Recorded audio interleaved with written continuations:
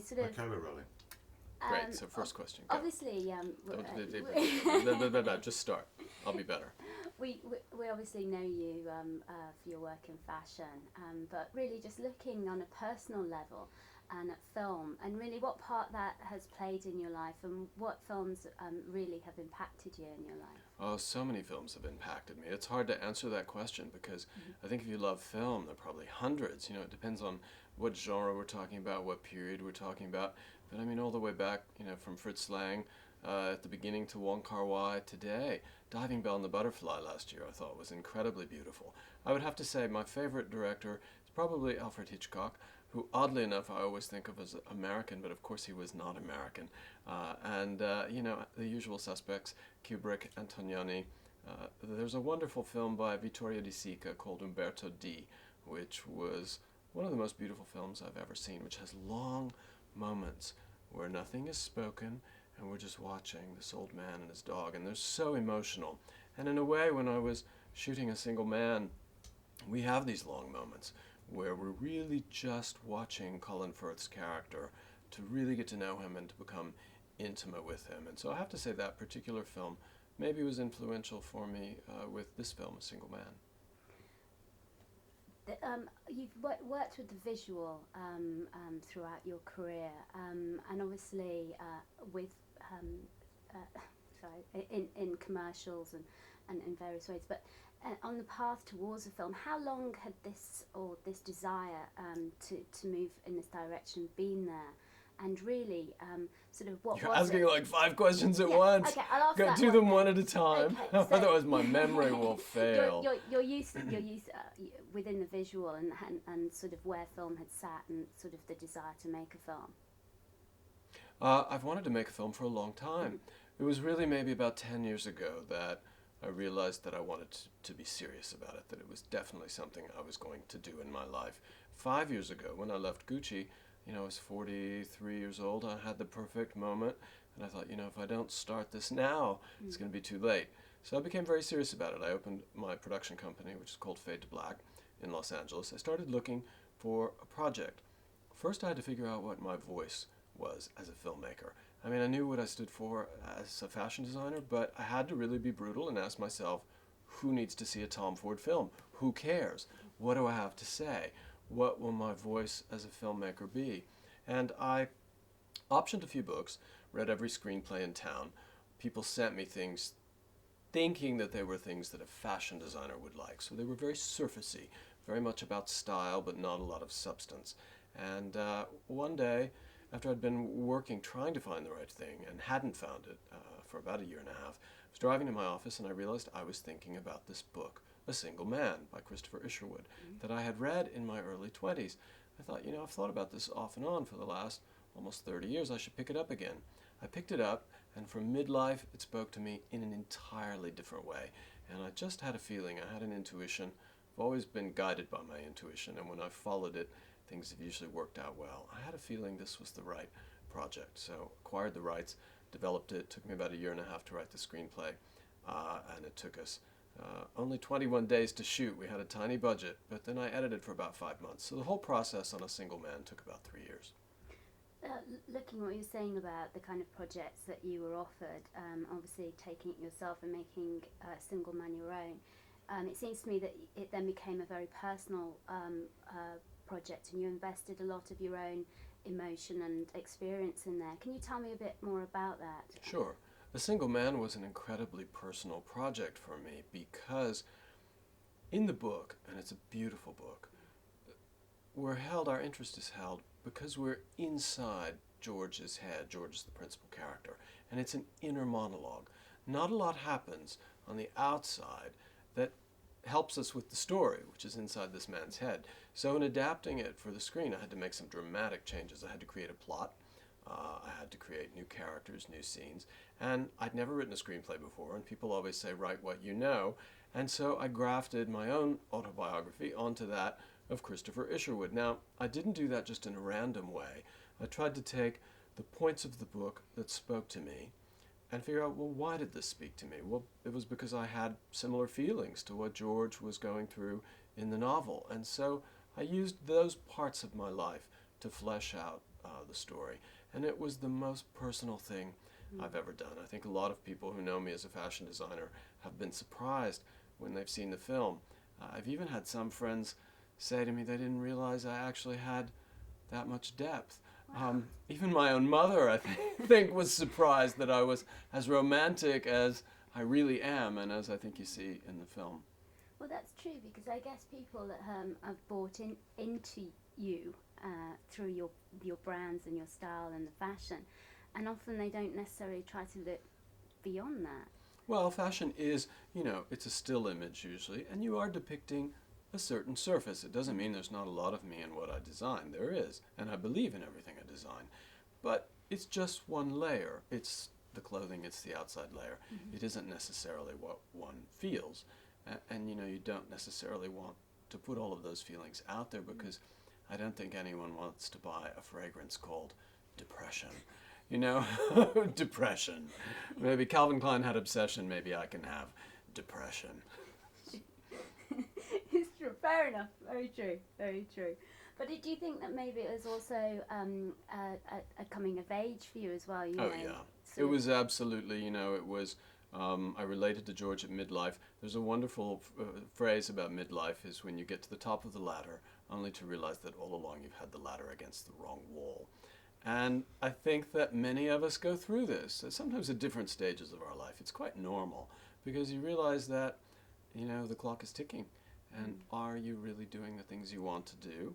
Are you enjoying every moment of your life? And that's what this story is about. It's about enjoying every moment of your life and not taking anything for granted. It's also a love story, a romance, and it's about connection with other people.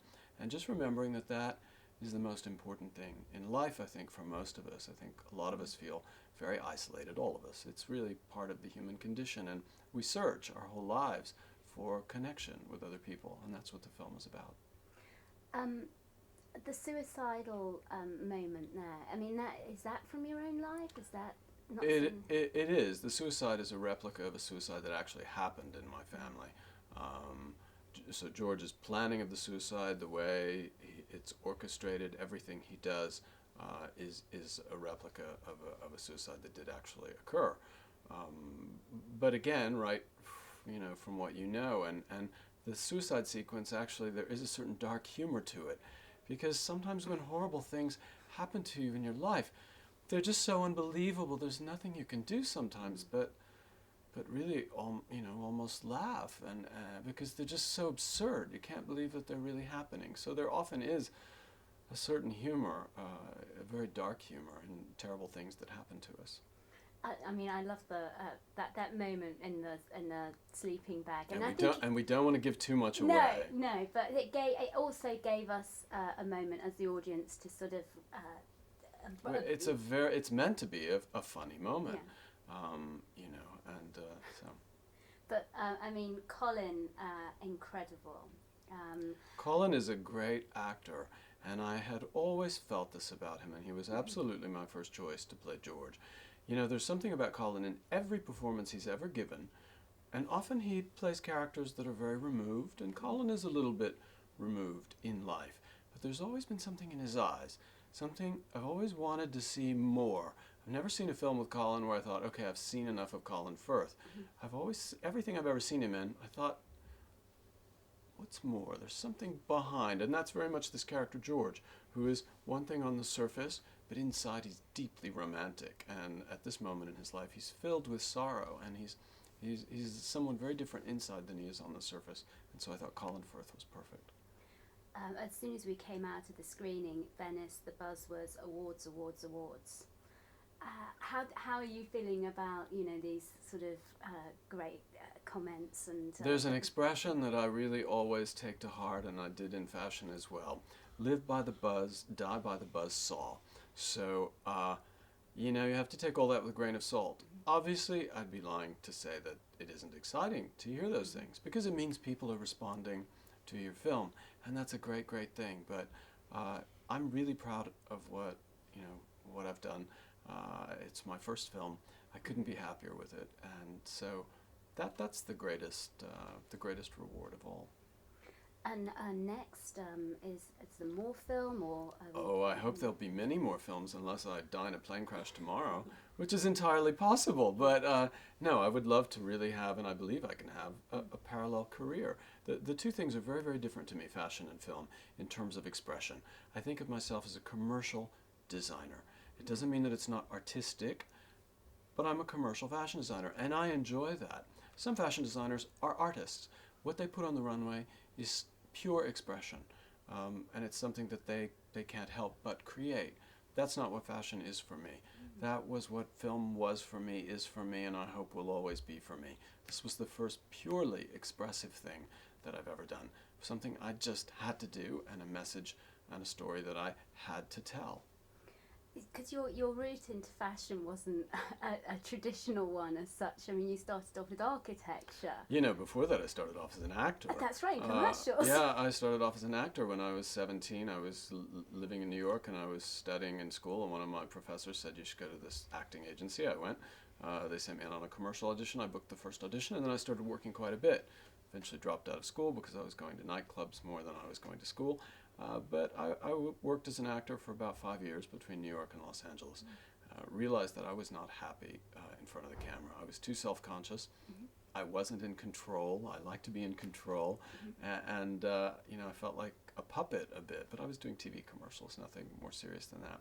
So I went back to school and I studied architecture. And almost all the way through architecture school, I realized that it was too serious for me, and that all along, somewhere inside there had been a fashion designer that maybe I was embarrassed to admit was there. I decided to become a fashion designer, and then so here I am. I read that you felt you had to leave America to find the designer in you. I did. I think that often people have to leave their own cultures to confront themselves and figure out who they really are. In many fields, or just individually as a person. You know, when you grow up within a culture, sometimes you don't really realize, do I actually believe this? Or is it just because I've been taught to believe this, or because I'm embarrassed to tell my parents that I don't feel this way, or there's an enormous cultural pressure. You know, when I'm in America, I can look at anyone, I know immediately where they're from, what school they went to, how much money they have, which part of the country they grew up in, because there are all these signals and codes that, you know, in your own culture, you're probably the same way in the UK. You can tell where people are from, what sort of, you know everything about them. And so often I think to really become yourself, at least for me, maybe not for everyone, I had to leave my own culture so that I could think, all right, what do I really believe? I mean, you've achieved so much, and talking awards, you've won awards. But what are you proudest of? I mean, obviously you've now established your own house. I'm the most proud of my personal relationships. I'm the most proud of living with the same man for the last 23 years. I'm the most proud of the fact that my friends from when I was 20 are still my friends today, and that I have people who work with me who've worked with me for 18 years. So I'm very proud of personal relationships. Of course, I'm very proud of my business too. I'm very proud of Tom Ford, the fashion company. Very, very proud of it. And I'm very proud of this film. So I have to say, you know, I'm not saying life's always easy. I think for all of us, there are always ups and downs. And, you know, I had a journalist say to me the other day, she said, you know, I read that you had a midlife depression or crisis. And she said, what were you depressed about? That you were too perfect and your life was too perfect? And I thought about that because, of course, from the outside, one can always think that. But it's so wrong to ever assume, you know, anything that's going on inside anyone's head. I think all of us in our lives struggle, and life is a struggle. And, you know, that's what this film is about, is that universal struggle. So I'm not saying that I haven't had moments in my life, you know, where things were a struggle. But ultimately, I don't regret anything. I'm completely happy in every way. And as George, the character in our film, says, everything is exactly the way it was meant to be. Looking at relationships, and obviously one of the things that this film highlights is the struggle of having a same-sex relationship, and particularly in that period.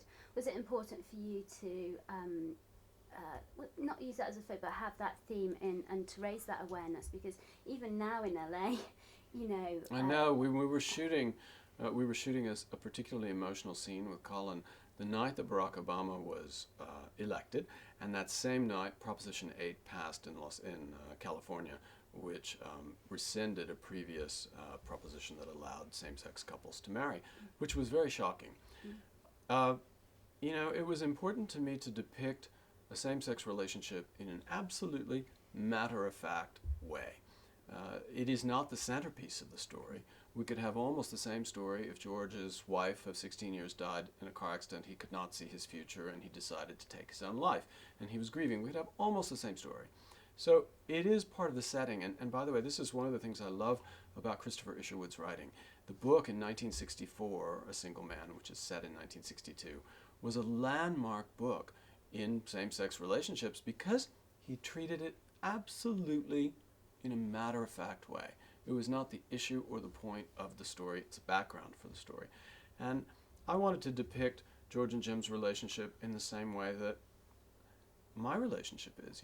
If you said, Tom, name 10 things about yourself that describe your character or describe you, gay wouldn't be there. Lots of things would be, and you'd say, well, aren't you gay? And I'd say, well, oh yeah, I guess I am, because I don't define myself by my sexuality. And even to this day, occasionally I'll have a friend say something about my lifestyle. And I think, what does that mean?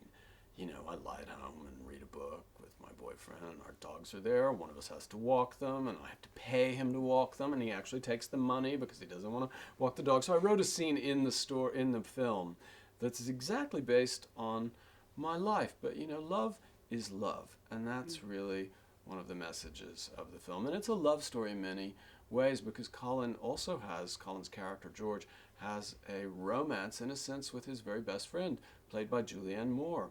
They were once lovers. They've been friends for 30 years, and they have a very deep love story as well. It's a different love story. It's not a sexual love story, but it is a very emotional, very rich, very deep love story. So there are lots of levels of love happening in our film, but that's really one of the primary messages. And Charlie, I hear, was drawn from the females in your life, including your mom. My grandmother. Your grandmother, And she's sorry. almost, in fact, with a magazine, I just sent them a picture of my grandmother in 1962 as a reference for Charlie, because I had a grandmother who was very flamboyant, very glamorous, and growing up, she was particularly glamorous and influential and always fun.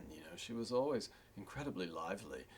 But also Charlie is a conglomeration, Charlotte is a conglomeration of a lot of women in my life and relationships that I have had with women. I have had full-on proper relationships with women in the past, and sometimes it's very hard. I think unrequited love is very hard. When you've ever been given physical access to someone and you've had a sexual relationship with them, and then all of a sudden the other person says no to that side of your relationship, yet you remain very, very dear, very close, very intimate friends. That can be very, very hard. And that's what happens to Charlotte, played by Julianne Moore, in this film. And so it's a real struggle for her. She's still madly in love with George. Who would you say have been the major influences on your life? Is it characters like your grandmother? Is it... Oh, I think all the people in my life. But it would be hard to say major, because I think I'm influenced every year by the people that are in my life at that period of time. So, I had influential people when I was a teenager, 20s, 30s, 40s. But I think our childhoods are always the most influential. I think we spend the rest of our lives either trying to replicate or run from our childhoods. And you were? Both. Some things I want to run from, some things I want to replicate. And obviously, sort of moving forward, looking at your line, as a woman, I have to ask the question, is there hope for Tom Ford Womenswear? There's absolutely hope for Tom Ford Women's, and it may be coming soon. I'm considering it, thinking about it. I want to figure out a way to do it in a new way. Mm-hmm. It needs to be different. Fashion's moved on. We're all at a different stage in the world. I'm at a very different place, and I'd like to try to reinvent a little bit how it's done. And I'm formulating an idea for that, but I'm not really ready to commit to it yet.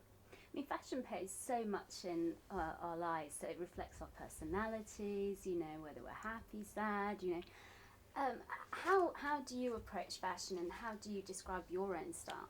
Well, fashion for me, for men, I am very much my own inspiration. I'm exactly the right age. I'm, not 25 and I'm not 70, so I'm dead in the middle. I have disposable income. I have an understanding of quality. I'm an urban customer. I travel a lot. I live really all over the world simultaneously. So I design clothes for myself and put them in a shop. For women, what I miss is that women's fashion, more than men's, is a mirror of where we are culturally in our society. And that's very exciting. If we're having a very glitzy, over-the-top moment culturally, it's reflected in women's clothes. If we're having a moment where people are feeling that they need to pull back, it's reflected in women's clothes. So women's clothes is very linked to all the other visual arts. It's linked to graphic design. It's linked to what's happening in the art world, the music world. It's really much more of a cultural barometer than men's. Men's is quite traditional, and I love that too. And it's harder in a way sometimes to design menswear because you have a tiny frame to work in. If you stray outside of that, men won't wear those clothes. But you still have to find a way to make it different, make it new, make it exciting, while staying within that frame. And it's all about quality with menswear and service, and that's what we do. At Tom Ford, it's really about the quality and the service. Do you believe in the concept of a capsule wardrobe? Do you believe in basics? Where they say you've got to have a good shirt, I totally, absolutely, completely believe in basics. You are looking at me in a basic. Casual wardrobe, yes. We actually make casual clothes. People don't realize that at Tom Ford, but we make jeans, we make jackets, leather jackets, shearling jackets, things that are quite casual. I myself am not a particularly casual person. Casual for me is I take off my jacket and roll up my sleeves. I really feel the most comfortable in a suit, which is very easy, by the way. You don't have to get up in the morning and think, what's this going to go with and what's that? You put on one thing, and I put on a white shirt, and I'm kind of set. A tie at night. And for a girl, what would you say capsule? For a girl, did you say casual? Capsule, sorry. Capsule, I see. We're talking about two different things. I'm sorry, I was talking about casual. Well, for a man, it's very easy. You need a dark suit, a white shirt, a tie, a pair of black cap-toe shoes, a pair of loafers, a pair of jeans, and a blazer. Maybe a polo shirt could help it also feel a little more casual. That's about it. You could expand on that, but that's it. You can go to a wedding, you can go to a funeral, you can go to the office, you can go out on a date. You can do pretty much everything with that wardrobe. For a woman, it's harder. I think for a woman, we all talk about how we like color in our clothes, but if you're a woman and you're trying to have a capsule wardrobe, black is always the best. I mean, the little black dress is the little black dress for a reason. A great pair of black pumps, a great pair of boots, and maybe your colors come from your accessories if you're trying to do a capsule collection. I'm trying. I've got to clear out my wardrobe. I don't know. I was sitting here looking at you thinking you're sort of in a capsule collection. I try. And Christmas is a-coming. Christmas is a-coming. I like the way you said that. That's a very English way. A-coming. It is a-coming. A-coming. It's coming up fast, and I'm on the back foot with all my gift giving and preparations. As a guy who must have to buy so many presents on a business level and for very important people, how do you manage that? I stopped buying presents. I have had years where I sent people extremely extravagant gifts. I have to say presents is one of the things I don't like about Christmas. In America, we have a holiday called Thanksgiving, which I think it's my favorite holiday because you get together with family and friends, usually for 4 days. No presents, and really the purpose is to say thanks for all the things that we have in our life and to enjoy your friends. So for Christmas this year, I'm sending everyone the exact same thing, a flat of paper-white narcissus and a card of a donation that I made to a charity. And that's it, and that's all anyone's getting. Because all of us, everyone I know and everyone who lives in our world, we're very, very lucky people, and we don't really need another thing. I shouldn't be saying that. I should say, go to the Tom Ford store and buy a crocodile bag. But I have to say that's what I'm sending out this year. Great. And just finally, New Year's resolutions. Do you believe them? Do you make them? Do you keep them? I've sort of accomplished all of my resolutions for the moment. My New Year's resolution is to spend more time with my friends and family. I've been working so hard. The last 5 years I've started my own menswear company, my own eyewear company, my own fragrance company. I said I was going to make a film. I made one. And now I think I need to take 6 months and really, I've pulled away from people because I've been working so hard, and I love working. But I think I need to spend some time with my friends and family. I think you deserve it. And it's been an absolute pleasure. I could talk all day. Thank Because you. you've got so much to Thank talk you. about. People are all in a really tight Oh, thank Gonna you so kick much, you out. Tom. Thank It's been you.